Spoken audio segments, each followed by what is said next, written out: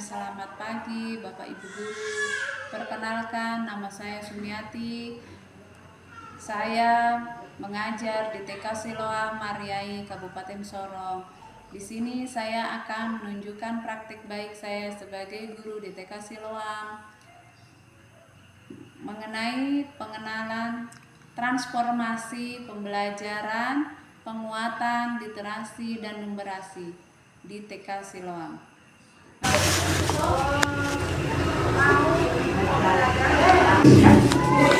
Taman Kanak-kanak TK Siloam merupakan salah satu TK yang berada di Kelurahan Mariai, Kabupaten Sorong, yang memiliki 3 rombel belajar dengan jumlah murid 35 anak.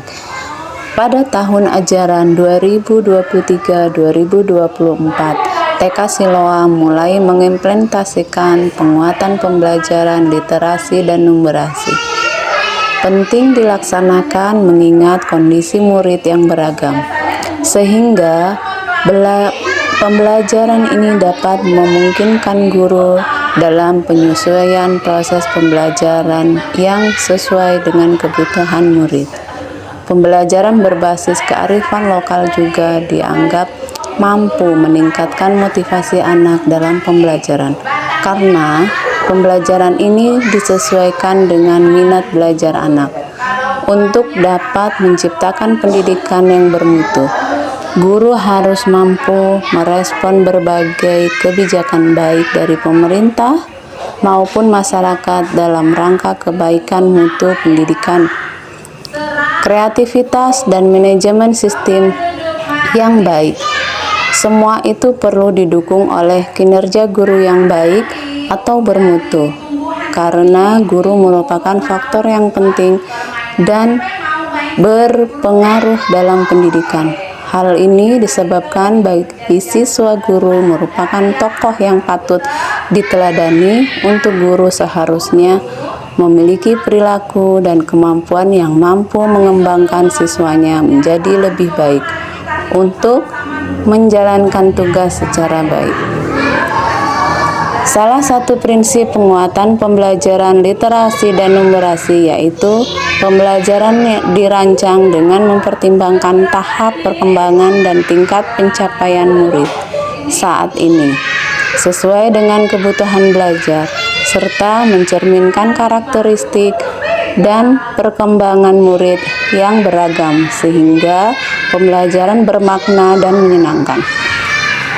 Dengan melihat prinsip pembelajaran tersebut, kondisi yang terjadi di TK Siloam dengan jumlah murid 35 anak yang memiliki perbedaan dalam berbagai aspek, di mana pembelajaran yang saya rancang dan laksanakan tidak memperhatikan kebutuhan belajar murid. Hal ini dapat ditunjukkan dengan rendahnya motivasi belajar murid yang berdampak pada hasil belajar yang kurang menyenangkan. Setelah dilakukan identifikasi masalah melalui refleksi diri, maka beberapa tantangan yang terjadi yaitu 1. Rendahnya motivasi dari hasil belajar.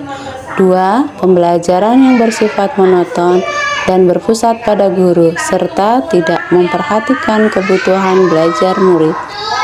3. Penggunaan sumber belajar yang hanya mengandalkan buku. 4. Kurangnya guru dalam memanfaatkan media pembelajaran, terutama media pembelajaran yang berbasis TIK.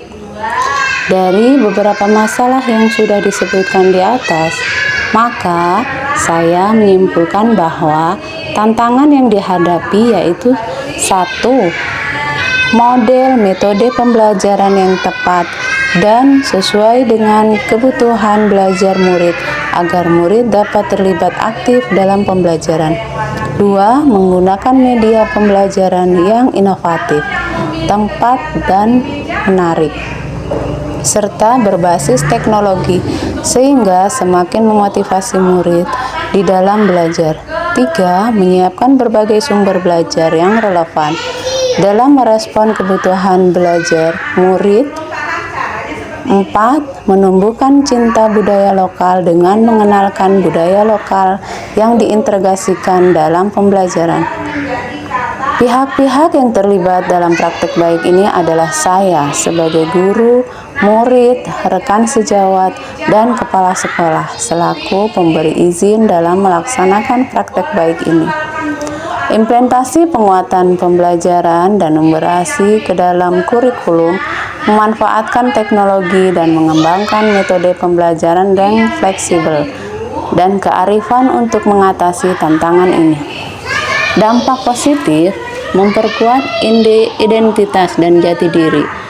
Saya merasa lebih terhubung dengan nilai-nilai karakter yang diajarkan karena sesuai dengan tradisi dan budaya setempat, sehingga menumbuhkan rasa yang memiliki harga diri. Memudahkan pemahaman materi, penggunaan kearifan lokal sebagai konteks atau materi pembelajaran dapat membantu anak lebih mudah memahami pembelajaran. Melestarikan budaya dan lingkungan dapat menyoroti dan menguatkan pihak pelestarian sumber daya alam dan tradisi lokal yang juga menjadi bagian dari strategi bertahap hidup di daerah tersebut. Meningkatkan relevansi pendidikan. Pendidikan menjadi lebih relevan dengan kehidupan sehari-hari, termasuk dalam menyelesaikan masalah kontemporer seperti perubahan iklim dan krisis pangan. Mengembangkan keterampilan dan kreativitas anak dapat mengembangkan minat bakat dan keterampilan serta kreativitas mereka melalui kegiatan yang berakar pada kearifan lokal. Dampak positif, kesenjangan akses hanya tersedia di lembaga tertentu atau hanya dapat diakses oleh bagian siswa. Ini mendapat memperlebar kesenjangan pendidikan yang sudah ada di daerah 3T.